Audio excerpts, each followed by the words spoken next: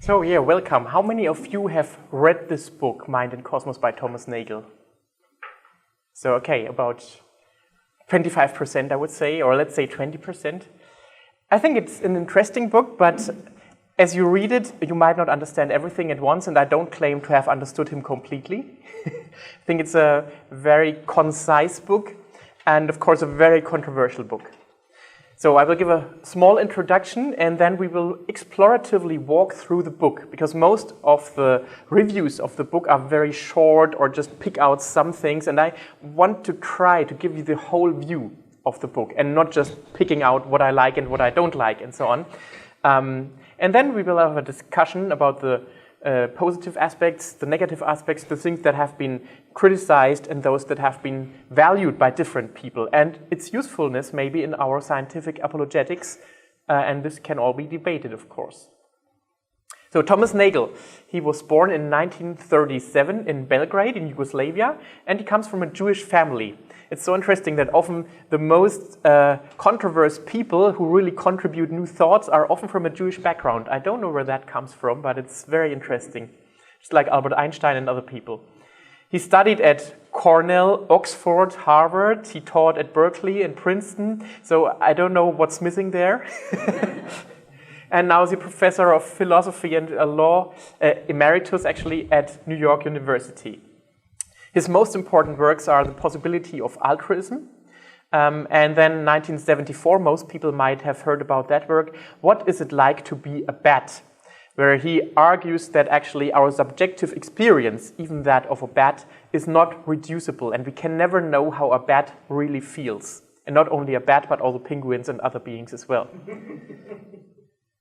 So, in 2012, he released the book Mind and Cosmos. By the materialist, neo-Darwinian conception of nature is almost certainly false. Of course, this is already, by design, a very controversial and provocative title. It's only 130 pages. When you think about the title, Mind and Cosmos, you might expect a volume like that and having 800 pages, but it's just like that. And he attacks actually really a ruling paradigm as he sees it. And he, as a philosopher, takes on naturalistic scientists on philosophical grounds, actually. And so he caused a lot of turmoil. You could say it's the Nagelian explosion, so to say. Like the Chronicle of Higher Education quoted Steven Pinker. He said, the shoddy reasoning of a once great thinker. So thank you for your contributions, but that's it now. Or Daniel Dennett says, he's a member of a retrograde gang whose work isn't worth anything. It's cute and it's clever, but it's not worth a damn. I could quote many other things like that. It really caused turmoil. And in Germany, it was not received as controversial as in the Anglo-American world, I realized. For example, the Catholic Academy organized a symposium in Berlin on perspectives after Thomas Nagel. So they tried to engage with it constructively. Unfortunately, I didn't have time to join that. It would have been interesting who contributes and what they think about that. But we'll come back to that later. He himself says that his book, in the preface, was stimulated in different ways, mainly by Sharon Street, we will come to her later, and Roger White, and a research group on science and religion at the New York Institute of Philosophy that had courses running from 2006 to 2009. So he somehow summarizes and condenses what they discussed in these 3 to 4 years. And he thanks particularly to 8 people, among them Alvin Plantinga, the famous Christian philosopher, whom many of you might have heard of already. And he actually excuses, in view of the unorthodoxy of the result, I hope these thanks will not give offense. So he's well aware of what he's doing, I feel. Okay, let's come to the introduction. What's that all about? It's about a serious problem.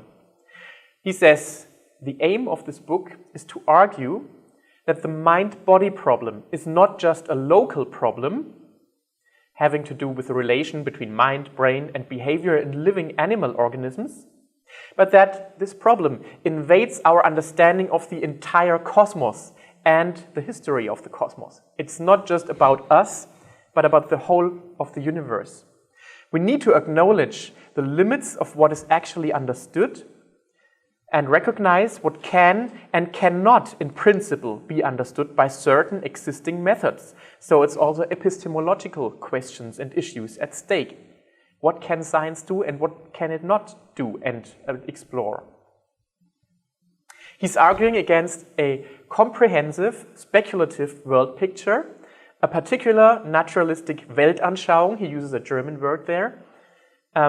Such a worldview is not a necessary condition of the practice of any of those in sciences, and its acceptance or non-acceptance would have no effect on most scientific research.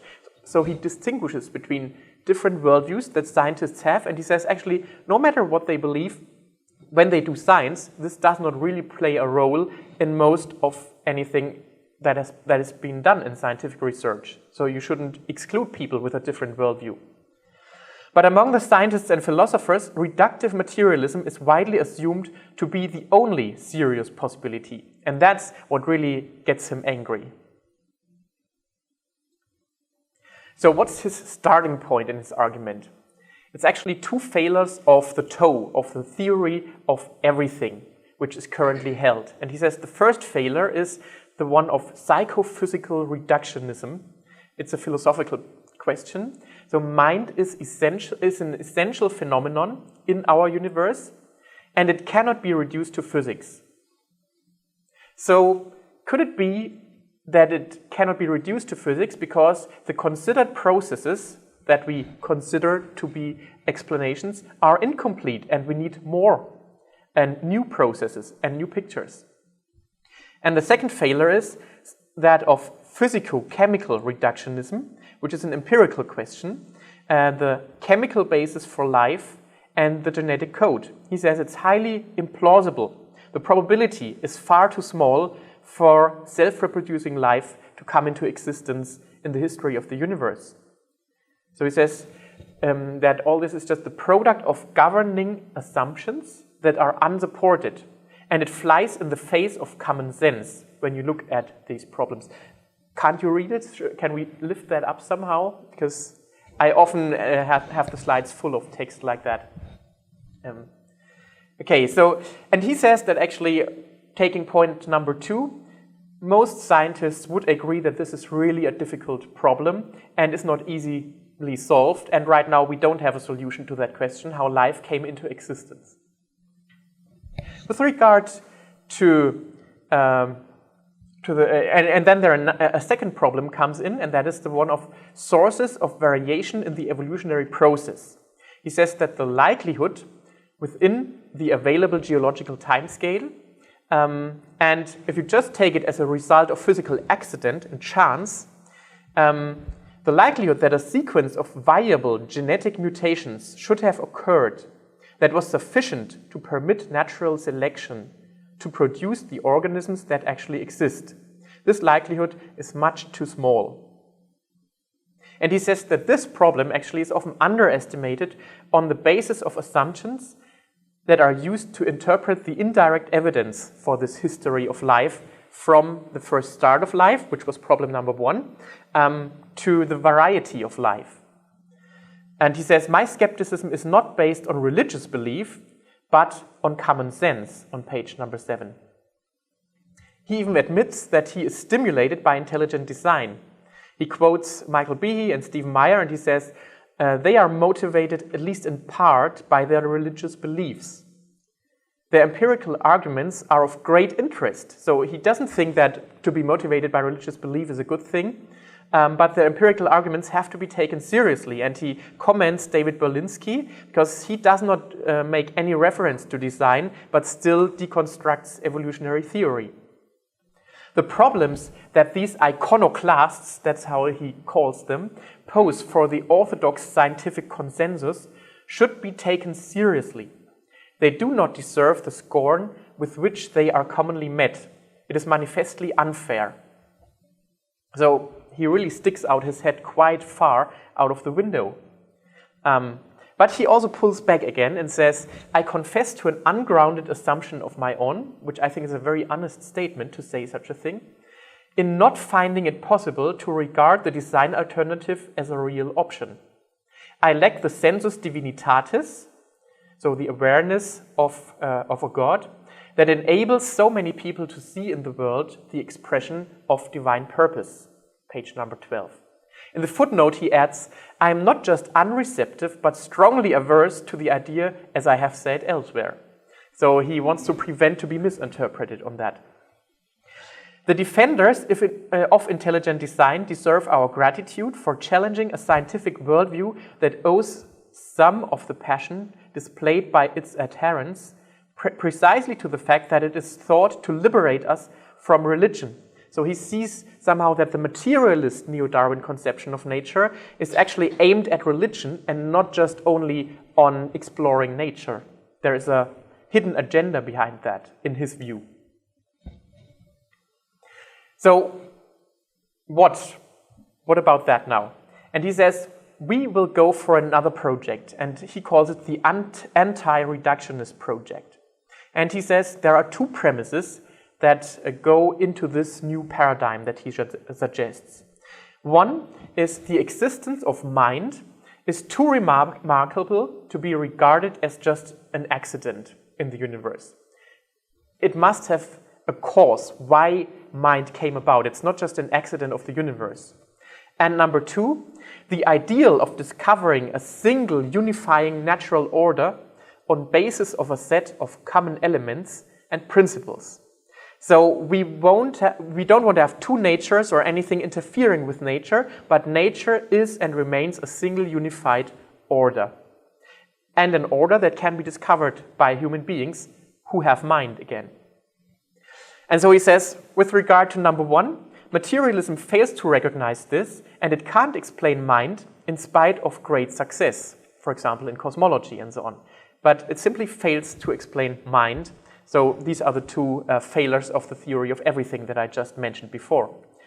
And with regard to number two, he says that theism or Cartesian dualism are just incompatible with a unified natural order.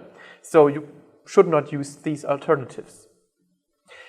We need an inherent picture, an immanent picture, which means that new natural guiding principles are necessary, which are not derived from timeless laws of physics, but it must be guiding principles that change over time.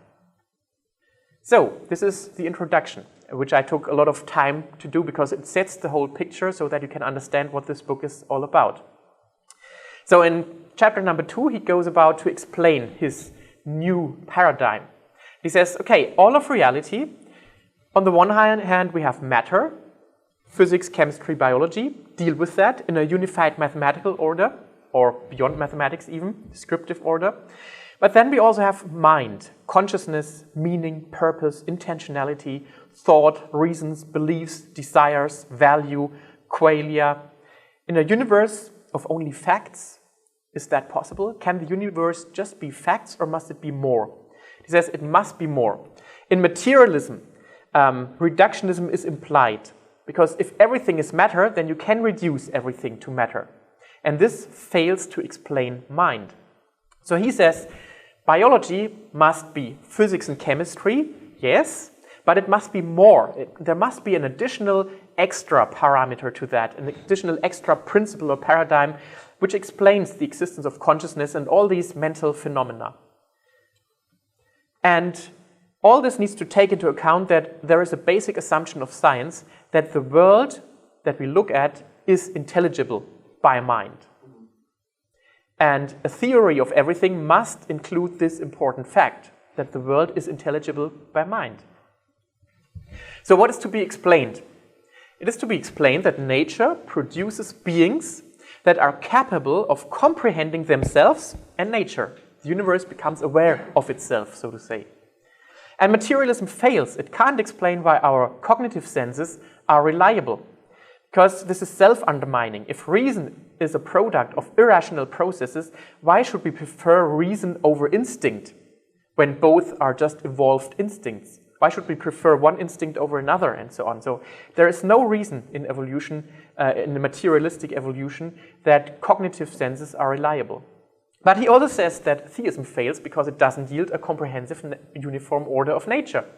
And both of these have no defense against skepticism in his view.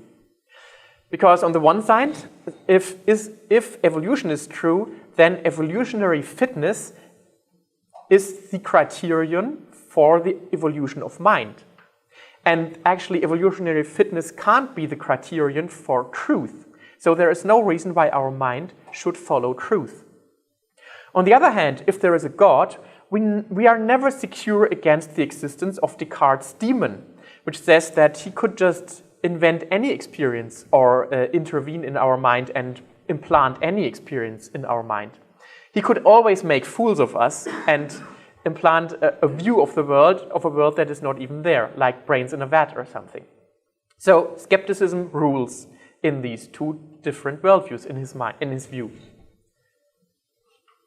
So a unified natural theory must account for all of reality. Reality is matter, plus biological life, organisms, plus conscious minds, plus logical, mathematical truths or reason, and plus ethical, moral truths.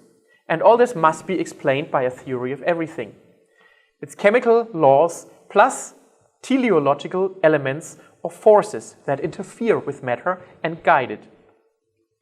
So, here we go. We need to think about how do we arrive at consciousness. And I represent always every chapter by a little cartoon there, and this should just show that consciousness can take different states in your mind, and these are expressed in behavior by Calvin. So the mind-body problem, what is it? On the one hand, we have the objective physical external reality. It's about shape, size, motion, everything you can measure and quantify. On the other hand, we have these subjective, mental, internal reality, phenomena, the internal reality of color, sound, intention. And they are dependent on physical events in the brain, as he says, but they are not reducible to that. So he says dualism, like Descartes, he says that both of these levels of reality are real, but he has the big problem of interaction. So this can't be the solution. Because they can't interact. And you have this interaction problem between them. And Descartes thought it's the epiphysis, and this has been refuted, so there is no solution to that problem. He doesn't go into many details, he just says this is no explanation. We would have to have another talk on the mind-body problem probably to dig into that deeper. I just say what he says here. And then idealism, it's Berkeley. And he says that actually all of the physical world is the result of a mental being of God. And he says then all of materialism, of matter is just an illusion or something, which is actually in a deeper meaning, in a deeper reality rooted, which is idealism. And materialism, on the other hand, only says there is only the physical world, and this is irreducibly real. So they try to come up with behaviorism, that would be an own talk on itself, like input and output can be observed, and that's all that mind is all about. It's only about the input and the output of our behavior. Or verificationism, mental is only what can be confirmed by scientific methods. Or functionalism, that functional interaction, no matter what matter is used for that functioning, causes mind. So we have this question about artificial intelligence that we had right at the beginning of our sessions here. And he still says all these different theories, he quotes others, I think, they all fail actually, because our first person experience exists, and this is a fact that we have to take into account. Sugar tastes to you, pain hurts, you have thoughts, you are a subject experiencing things. I personally would add, I can't imagine life without me. He doesn't say that. So the question that has to be answered is what in a physical state of the brain makes it a mental state too? How does the physical cause the mental? And he gives an explanation of a calculator. 3 plus 5, you type that into your calculator, and we hope that you come up with 8. And you could say this is just caused by the currents in the machine, in the calculator. But he says the real explanation is not the currents in the machine. It is the algorithm that controls the currents running through the machine. So actually the algorithm is intended for a purpose. There is a guiding principle behind that machine, and that's why it comes up with the same result. If it came up by number 7, the physics would still be all right. Just the metaphysics would not be all right, the mathematical metaphysics. And so he says, when we observe patterns, regularities, that demands an explanation. So for example, if you observe that a mother dies, and the cousin of that mother dies, and the sister dies, this results in a phenomenon that you would call like all female relatives die from breast cancer. I think he uses a slightly different example, but I thought this is more plausible. And all female relatives somehow died. And you need a unified explanation for that. If they all died, for example, from breast cancer. And the explanation A might be genetic disposition. And that would be the explanation why all of them died within a certain period of time, which resulted in reality C that can be observed now that all of them are dead. So now he applies that to evolutionary theory. And he says, why do conscious organisms exist? C, the reality that we can observe is consciousness of organisms exists.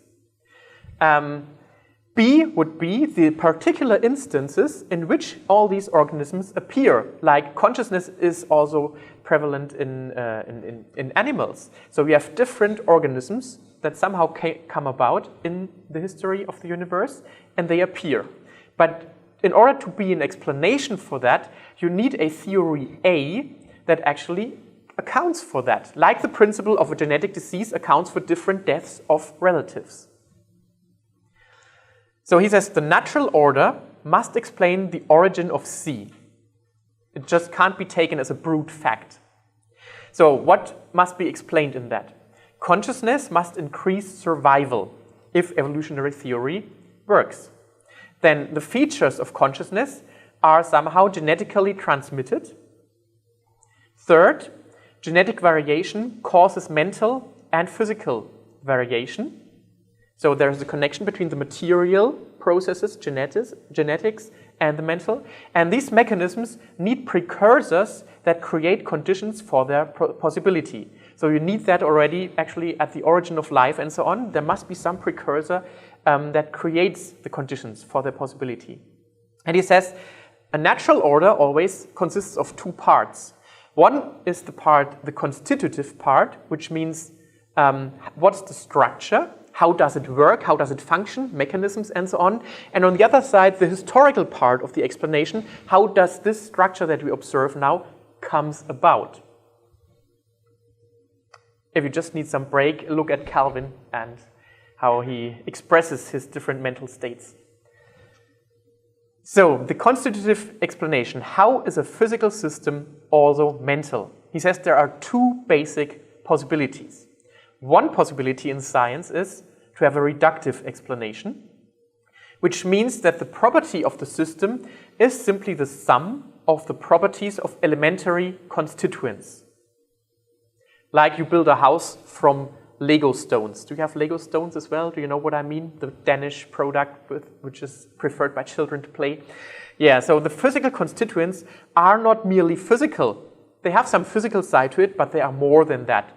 So this would be the alternative of panpsychism, which means that material elements, even the elementary particles, have some mental properties. This would be number one possibility. And number two would be the emergent explanation, which would mean that the elementary constituents have not these properties, but the property of a system from complex physical higher order interaction. The property arises from the interaction in a system of complex higher order. But he says it must be more than just supervenience, like you build something together and then you have this additional property, but you don't know how that really is related. And you just say, well, it supervenes, which means it's just a brute fact. As an example, he gives the liquidity of water. He says, well, one water molecule is not liquid, it's just a molecule. But if you take several of them, then the new property of liquidity arises. But we can understand why this happens, because these molecules interact via dipolar interaction and so on. So liquidity as an emergent property is based actually on a mechanism, on an interaction that can be understood in physics. So what about consciousness? And he says that the basic mechanism is still unknown, and he doesn't have any hope that this will be discovered, and maybe it can't be known in principle. Why are certain physical states necessarily mental? So we have these two possibilities in the constitutive explanation, how that system works and comes about. And now we go to the historical explanation. And he says, which means how did mental systems come into being in our universe? There are three possibilities in his view. First, a causal view, which would mean that causation is only happening due to law. A law-governed efficient causation, which means in the Big Bang, you come by pure natural causes to the origin of life, you arrive at biological evolution and at consciousness, either reductive or emergent. Then you have the second stance, which would be the teleological stance. He says you have additional guiding by non-elemental laws, you have natural guiding principles that are time-dependent. And he says that this is a concept also applied from Aristotle already, like a teleological force and explanation in the four causes from Aristotle. And then C, he distinguishes from the teleological stance an intentional stance and says that the realization of constitutive conditions in natural order could also come about by divine intervention. Someone who intends it and does it, no matter what the structure of nature is. So when we sum that up, we have two constitutive stances times three historical ones, which means we have 6 scenarios. And I will refer to them by a code that I developed myself. It's not the most intelligent one, I could have made it differently. But I will just say A and B in the first place denote whether we go for the reductive A or the emergent B. And then the second letter will describe A, B, C, whether it's causal, whether it's teleological, or whether it's intentional. So he now really takes time to dig into all these 6 scenarios, and I will have to shorten that a bit because it becomes too complicated then. So if we take, and he starts with the emergent causal scenario, interestingly, and not sticking to his own order that he has set up, and he says, okay, what is playing a role in the emergent causal scenario? First, we have physical evolutionary history. Then second, we need a psychophysical theory, which is emergent. Emergent explains the existence of mind. And third, we need some extra ingredient. Actually, we need to understand how can we understand emergence? Like, why does water become liquid? Why does a brain cause a mind? So number 1, must explain why conscious organisms were likely. Number 2, must be inseparable from animal life, giving systematically rise to consciousness, providing independent causal power of conscious beings. Number 3, emergence may not remain a mysterious brute fact. Emergent properties must follow systematically. So he says that emergence cannot just be a magic. It must really explain why a brain causes consciousness to arise. So a reductive causal scenario would be material elements have proto-psychic properties, like in panpsychism, and in history, these parts come together. And he says there are several problems with that. How can a mental whole be constructed from mental parts? Why do because all these material elements might have different mental entities to themselves or something, and how can you form a mental whole out of different mental entities that come together? How is a mind made up by elemental minds, so to say? Why do certain structures necessarily have visual experience? And he goes into that in more detail. Why can our brain actually see things? And why do we have pictures and see red and so on? How does that come about by just neurons? And he says there is a large assumption behind that. The properties of matter explain all of history of the universe. And he says this is still a problem with the likelihood of life if you remain in a purely causal scenario. So he then goes on to the intentional stance and says, okay, the answer to that no matter whether it's reductive or emergent. In his view, it might be compatible with both. God created from proto-psychic or non-psychic elements, depending on whether you go the reductive or the emergent picture. And he also creates highly specific initial conditions. The purpose is then an outer frame, and it's not internal to nature, which of course destroys the unified natural order, which may not happen. And then he goes on as the alternative, the third way, so to say, with the teleological stance. And he says there is no intervention from outside, and teleological principles govern the organization over time. They are non-deterministic laws that select outcomes. And the outcomes exhibit value because of the teleology. We will go into that later when we talk about value. So he says the teleological option is in many ways obscure. He admits that. The reductive causal alternative is equally obscure. And of course, the intentional stance is also obscure. So actually, it's a choice between three obscure things and possibilities to explain all that. So to sum up the consciousness part, conscious experience is irreducible to physical and, in humans, inseparable from intentionality. Human consciousness is not merely passive, but is permeated both in action and in cognition with intentionality, the capacity of the mind to represent the world and its own aims. Dualism and theism give up on finding an integrated naturalistic explanation.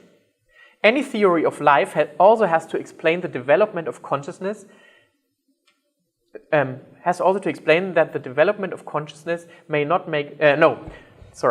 Any theory of life also has to explain the development of consciousness and may not make the problem worse, but will in the end contribute to the explanation. So he says, if we think about that which has to be explained and include different factors, that might even solve the life problem as well. So please, why don't you think in new ways and accept this new paradigm? Cognition is the second part, and I think you got the chapter because it's online available for free. Chapter number 4. Cognition requires consciousness. Without consciousness, you can't reason.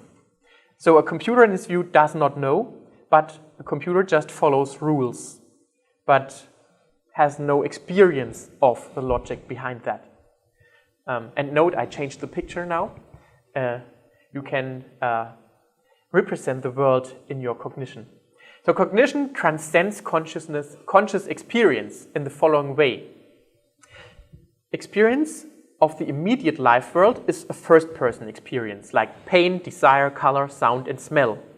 It's perception, sensation, emotion.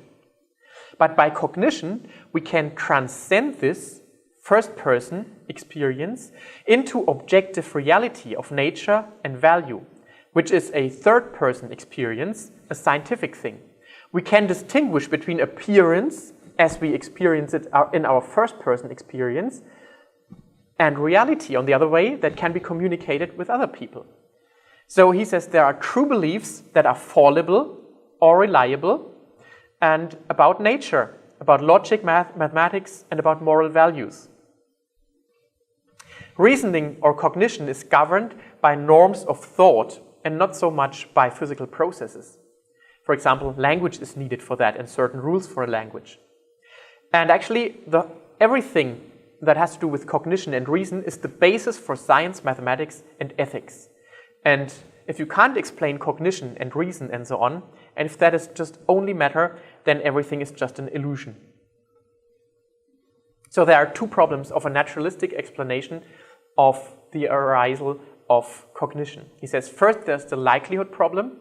How can natural selection for fitness lead to creatures with the capacity to discover truth by reason, beyond the appearances, and not just react to the appearances? You would have to construct an evolutionary scenario how you could arrive at that.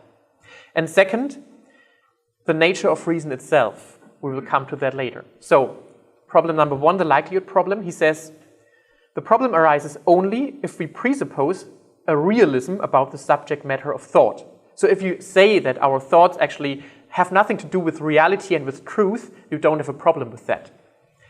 But he says actually that our presuppositions as human beings and our perception would point into another direction. If there is no judgment-independent world, or mathematics or ethics, all is only human construction, which is anti-realism.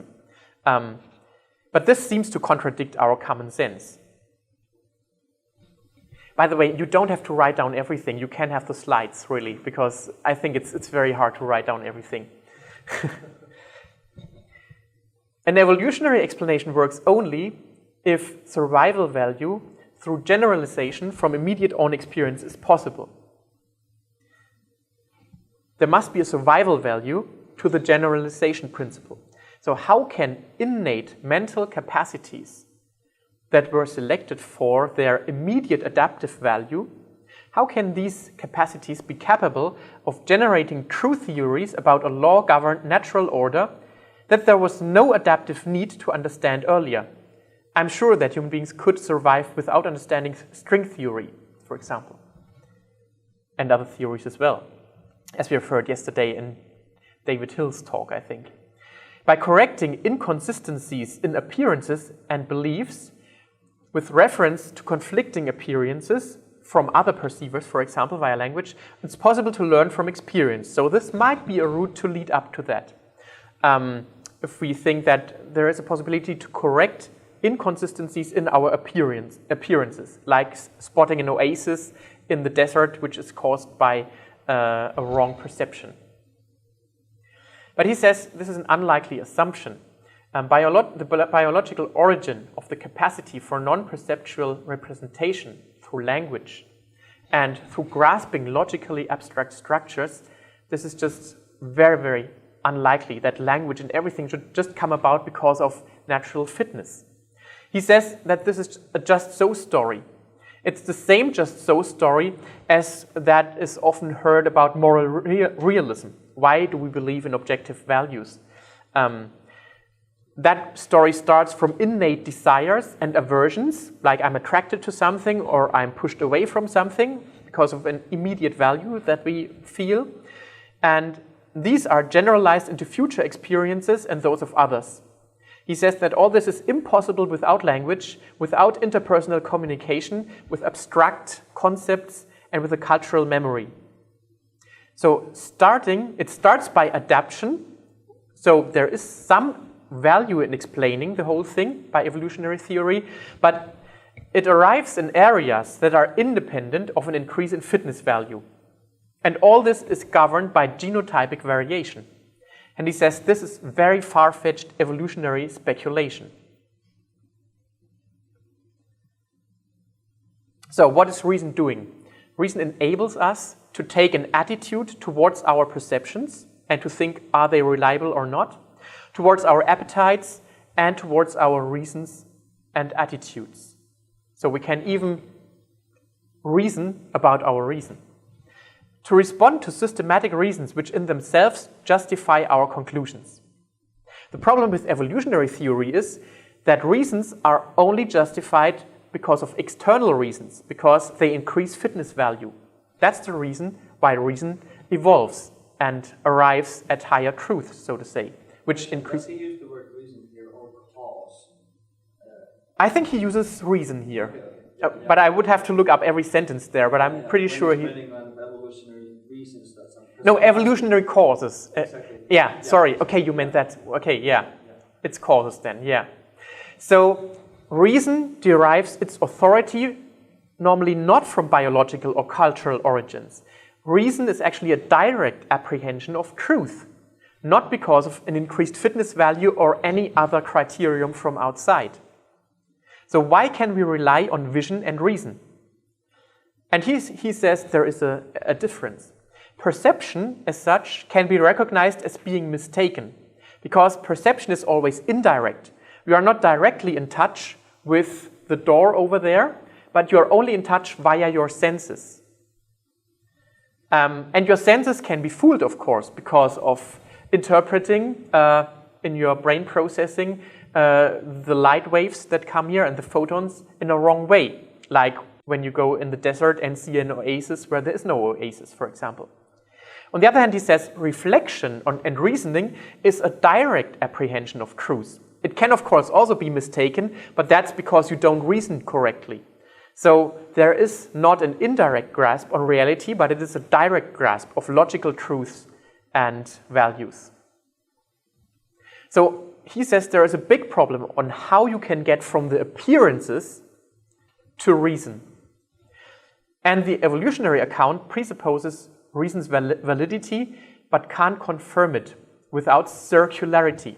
Because you always need to say, reason arrives at truth because it increases fitness value, and fitness value again defines how reason arrives there, because fitness value is the criterion and the truth to which you need to adapt. So it's a circular reasoning.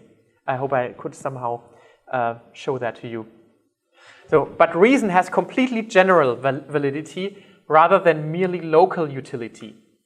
It's going much beyond our adaptive value or our adaptive capacities. It can neither be confirmed nor undermined by any theory of its evolutionary origin. So if you change the evolutionary theory, then you would still use the same reasoning. So he says its value, its truth value, is independent of whatever history you give to reason. Reason is valid in itself. Reason is justified by reason alone and not by any other criterion. That's the most important take-home message from that, I would say. So, number 2, nature of reason. Why can reason lead us beyond appearances to objective truth? He compares perception and reason again, and he says that perception is governed by truth-preserving algorithm. That's why perception usually is reliable. There is an algorithm that preserves truth.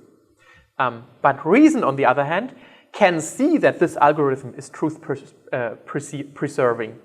So it's reasoning about reasoning, so to say. It's again the other perspective. And he says this is a direct grasp on reality. So how can we arrive at a freedom from innate dispositions and our conditioning by our environment and our history, being governed by our perceptions, appetites, emotions, motivations, and so on? Reason can override all of these. We can make any decision and change our life completely from one second to another without being conditioned or anything. You could decide right now to jump out of the window or do whatever you want to. Not flying back home, but flying to Brazil or whatever. So why should reason have the capacity to override other evolved instincts if all instincts simply evolved by natural selection? What makes reason so special about all this? And why are we able to shift from first person to third person in the process of self-awareness and make the subjective appearance into objective reality and truth? So a theory of everything needs to explain that first there are mind-independent objective truths, factual ones, which would be the scientific realm, logic ones, which would be mathematics, philosophy, and so on, and moral values. All these are independent, mind-independent objective truths that can be discovered by mind. Second, individual appearances are transcended by reason into justified beliefs about reality. Third, beliefs directly influence our actions. We will come to that later. And fourth, mental processes are inseparable from physical processes because all our thinking occurs in our brain. So these 4 ingredients must be explained by any scenario. I will make that shorter a bit. The reductive causal scenario just fails again because we don't arrive at a unified thinking entity. That's the problem. The computer analogy only accounts for input-output behavior, but not for insight or understanding. The emergent causal scenario has another problem, because reason is an irreducible new faculty of a conscious mind. It can't be analyzed into mental parts like sensation and so on, and the level of complexity of a conscious brain must therefore account for reason, if reason is not just a side effect like an epiphenomenon.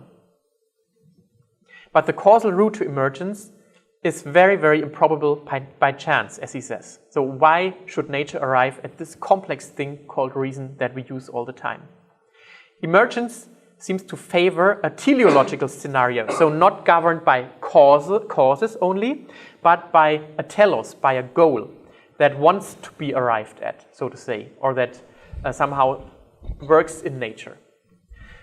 Then the intentional stance, he says that life looks so much as though it is the product of intentional design, but this would imply several additional assumptions about the motives of a designer and about what kind of things a designer might want to design. And hence, this is all unscientific, all these intentional speculations and assumptions. And then there is the teleological stance. He says a natural bias that favors certain outcomes over others, based on increase in value through expanded possibilities. Like you expand the possibilities, you select them, and you arrive at new outcomes. And these principles somehow, by not time-dependent laws that are non-deterministic, lead the causal processes to arrive at those larger goals, guiding laws. So teleological laws, they require that physical laws are not deterministic, because then there is nothing to select for by guiding principles. And out of possible futures, some must be more eligible than others as steps forward towards complex systems. For example, via higher probabilities or higher velocities in a certain direction to certain outcomes, a self-organization towards the telos. And he summarizes, I'm not confident that this Aristotelian idea of teleology without intention makes sense, but I do not at the moment see why it does not. So he's very honest about his own suspicions about all that, but he just always shows, I'm more suspicious about the other alternatives than I am about mine. And so why does no one follow on my alternative way? Okay, so cognition is a cosmic accident, but improbable. Divine intervention would mean that matter only provides the physical possibility, which is the constitutive part of it, but the outcomes are actually brought about by intentional action, by someone interfering with nature, not by natural principle. So historically, that would mean that nucleic acids of DNA are just like the metals to the nucleic acids are to the DNA and to life, just like what metals are to an airplane. The actualization, to actualize this, this would need a designer, someone who puts together matter. Matter allows for the physical possibility, but it can't bring it about. You need a designer to put that together. That would be the divine intervention thing. But he says even a theist could agree that the designer applied teleological principles in nature without additional divine intervention. This would be teleological naturalism with or without a designer. So he says a theist could even agree with that, but this God would not be important to that, because the teleological principles are the driving force behind them. Okay, let's come to the final chapter, because before we come to the conclusion, value. I represented value by money, which we have heard this morning we should not be greedy yet. So value is just showing that there is something to matter that transcends matter. When you write a number on a certain kind of paper, suddenly you get a lot of other matter for that. If you don't write that number there and don't have a certain stamp there, you don't get more matter for that. So value somehow is different from matter. Does value exist? And where does it come from? In his view, value in nature comes from a goal towards which things tend, which is actually teleology. Prerequisites for relevance are that there is consciousness and cognition in order to understand that there are values. If there are no beings that possess consciousness or cognition, there is no possibility to understand value and so on. And it goes beyond the problem of consciousness and cognition, because it deals with the realm of the control of action. Values provide reasons for action and not causes for action. And he says there is a basic problem that first has to be solved, because there are two views. One view is the value realist view, which he himself holds, and the other one is the value subjectivism.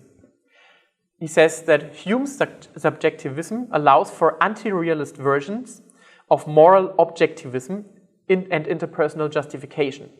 Value realism would mean that values really do exist, and value subjectivism would say that values only arise in our subjective experience due to our conditioning and working of our functions. But in subjectivism, moral truth depends only on motivational disposition and our responses to them. In realism, our responses try to reflect a moral truth that is out there, and our responses can be correct or incorrect. There is an objective right answer to that, which is not true for subjectivism. So, how can we go about that? What do we experience? He says there is a basic level of experiences, which is, for example, pain and pleasure. In this case, reality and appearance coincide. When you feel pain, you say, oh, that's a bad thing to happen, and you feel aversion. So in basic experience, like pain and pleasure, attraction and aversion, reality and appearance coincide. When you have more complex experiences, like knowing that in the future something will happen when I do something now, then this becomes more difficult. And also when you take into account the experiences of other beings, be it human beings or animals or whatever. And also when there are conflicting values in ethical situations. So subjectivism would say in those complex experiences, we arrive at values by prudential judgment of a calm passion of impartial self-interest, which is all centered around our personal functioning. How does our perception work, so to say, and our cognition? It goes beyond instincts and instinctive emotions, but it's all about our functioning. And benefit and harm for me and others could be taken into account, but it's only about our functioning. And it's true only if there is a calm operation. If the operation is not calm, then it would be probably just a reaction out of anger or something. So there are some hints to that. There is some interpersonal communicable truth to it, but it's always dependent on our biology, actually. In the realist view, the truth of values and moral is independent of disposition. It is correct if disposition is in accord with the actual structure of value. So to impose harm on someone else for my own benefit means that I can never disregard the harm of others. Never. No matter how my processes in my brain work. Because there is more to it than just the functioning of my appreciation of values. Okay, so value realism denies that all truth is only natural, mathematical, or psychological. A value judgment is true by value itself, again, not by anything else. And value itself can be experienced. We experience value as reasons for our actions. He admits a problem, that there is no experiment to decide between realism and subjectivism. The only thing that isn't a good argument is the fruitfulness of moral thought. But there is no experiment to decide between the two. So he says, yeah, if you're a materialist, you could always come up with that argument against my argument here. Because it's only a comparison between two alternative explanations. But if you think that values really exist and are to some degree objective, then, yeah, you must probably follow my argument. So he says Darwinian evolution implies subjectivism. There is no way to arrive at moral objective values. Because values only arise as a consequence of fitness value. It's a pre-reflective impression of value. The impression of badness of pain enhances fitness by avoiding injury. Yeah, I experience pain, and hence I avoid this because it hurts. But what actually enhances my fitness value is that I avoid the injury that would have happened without the pain, sitting on a hot stove, for example. But value itself is an illusion because it only results from the survival value. Pain itself has no value. I don't know what Peter told in his talk about pain, but we could come to that later. And he actually follows the argument by Sharon Street. She's of the same opinion and says Darwinian evolution implies subjectivism, and she says Darwinism is true, and therefore value realism is wrong. And Thomas Nagel says, no, it's the other way around. Value realism is true, so Darwinism must be false. it's very interesting that they come from different views and say, I believe this is true, I believe that is true, but they are incompatible, and hence the other one might be wrong. And that's the way how Sharon Street has influenced his work. So how do we arrive at values? Can we take desire and aversion as a starting point? But there must be more. There must be a survival value and biological function to all that. And there must be objects of reflective consciousness. And these objects, they somehow begin from the value of pleasure and the pain and of pain, and they go on to systematic recognition of reasons in more complex experiences, and they even lead up to moral principles. Such objects of reflective consciousness, which means we need consciousness and we need cognition as prerequisites in order to detect value. And if the existence of B, that there are no objects of reflective consciousness, if this can be refuted and it can be explained by Darwinian mechanisms, then he says value realism would be refuted, though it's falsifiable. Because values are true only because of something, because then values are only true because of something else and not because of the values themselves. So how can value be detected? How can we experience that there is value? He says it can be detected by the motivation of human actions. For example, basic experiences, if you experience pleasure, you have the desire to continue. So you continue to eat chocolate cream, for example. Or pain. If you feel pain, you have the desire to stop. But it can also be motivated by absent experiences, like motivated by the recognition that pain is bad, for example, because of future experiences or because of the experiences of other beings. And this might even be such a strong motivation that you can resist even present pleasure in order to avoid future pain, for example. Complex experiences might lead up, therefore, to honesty, to justice, and to loyalty, and so on.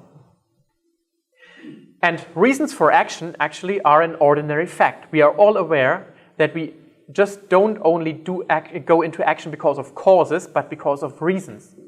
And reasons count for or against doing something. This implies free will, by the way. So we are consciously responding to value and choose action. Reasons affect behavior of value-sensitive agents, which is us. Our behavior is affected by reasons.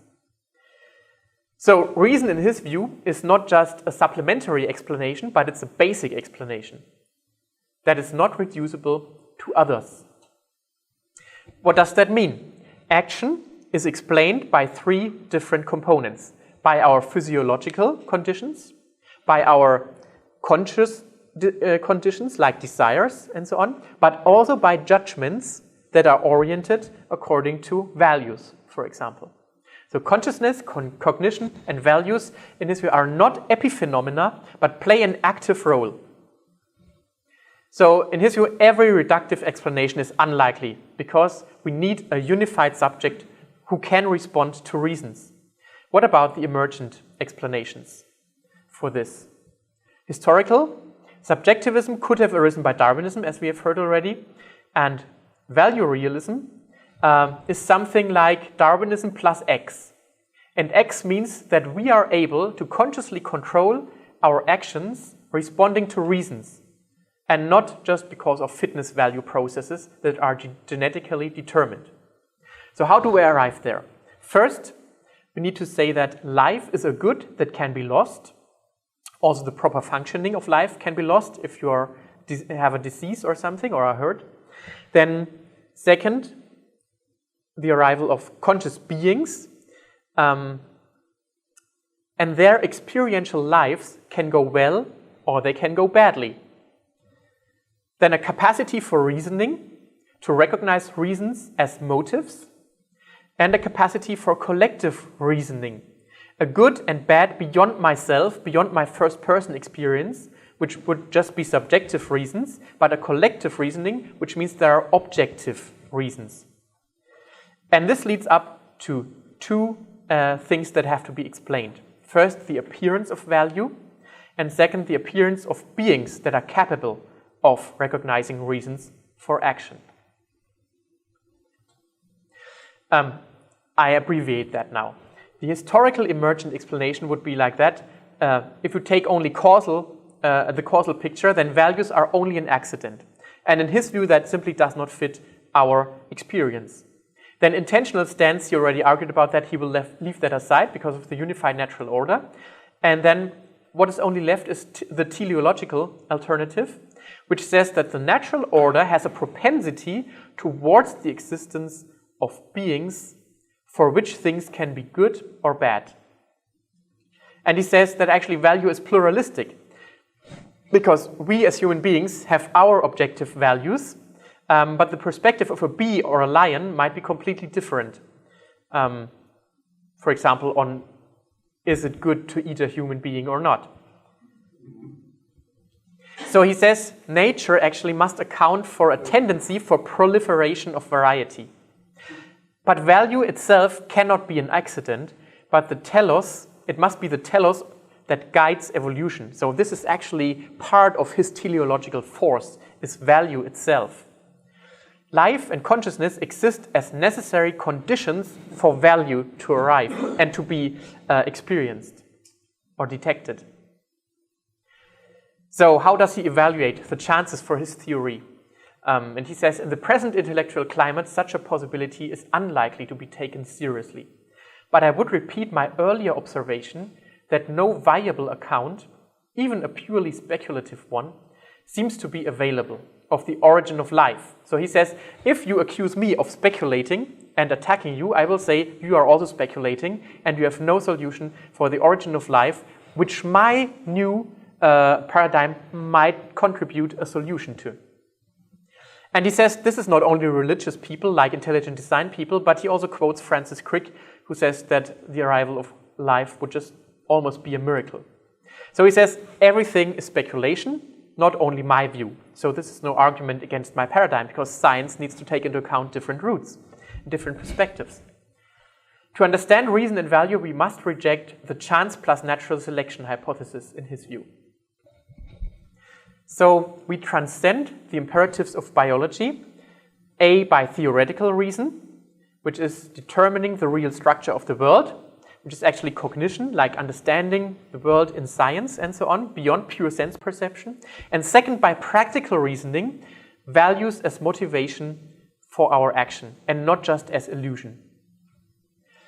And he ends this chapter by, and I have to acknowledge that for someone not disposed to accept value realism, the radical consequences I have drawn from it will only increase its implausibility. So that's actually a good joke that he's making there, by admitting that someone who is not disposed to accept that has not the ability to reason about that, so he has no choice. He just can't accept it because he's disposed to that. It's not about truth value, but about disposition. And that's actually summing up his whole argument in that one joke, I think. So he comes to the conclusion. Philosophy is the comparison of alternatives. That's an interesting definition, I think. It's not about conclusive proof or refutation, but it's about comparison of alternatives. In the present climate of a dominant scientific naturalism, heavily dependent on speculative Darwinian explanations of practically everything, and armed to the teeth against attacks from religion, I have thought it useful to speculate about alternatives. So that's all. It's not about proofs or refutations. It's just about, you are really not plausible. You don't have a plausible paradigm. Just think about mine. So he says that it is unclear whether we don't know yet or whether we never can know. And of course, we always need to be aware that there is the possibility of the error, or that the basic problem is the error of reducing the mental to the physical. That's the point where he started from. So now two interesting quotations. He says that the current paradigm is actually a heroic triumph of ideological theory over common sense. I bet the present right-thinking consensus will come to seem laughable in a generation or two. The human will to believe is inexhaustible. And he also says it would be an advance if the secular theoretical establishment could wean itself off like that's when you remove a baby from the breast of the mother, could wean itself off the materialism and Darwinism of the gaps. So I think he intends this religious language here somehow. This approach is incapable of providing an adequate account, either constitutive or historical, and now you understand what constitutive and historical means, of our universe. Okay, it's clear that such a book will be discussed. And so some comments about some arguments, and most of the responses, especially in the Anglo-American world, were very critical about him. And not only about his thoughts, but also about his person, as I indicated in the beginning. So some people say he just attacks a straw man by misrepresenting science, except Dawkins and Dennett. They are radicals within the scientific realm. Science is not as reductionist as he claims, and actually science accepts independence of mental phenomena.